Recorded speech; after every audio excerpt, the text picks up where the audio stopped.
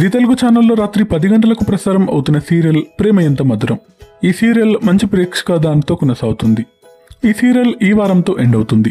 ఈ విషయం తెలిసిన ఈ సీరియల్ ఫ్యాన్స్ అయితే సాడ్గా ఫీల్ అవుతున్నారు.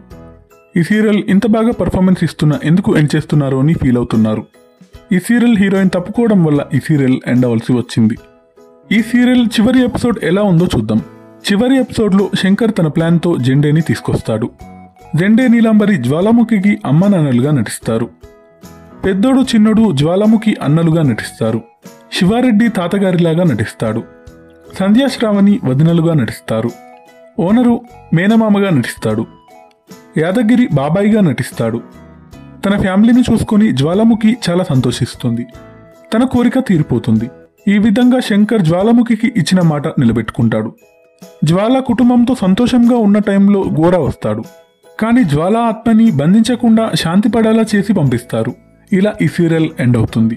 ఈ సీరియల్ ఎపిసోడ్స్ ఎక్కువగా ఉండడం వల్ల శనివారం కూడా క్లైమాక్స్ ఎపిసోడ్ ప్రసారం అవుతుంది. 1601 ఎపిసోడ్స్తో ఈ సీరియల్ ఎండ్ అవుతుంది.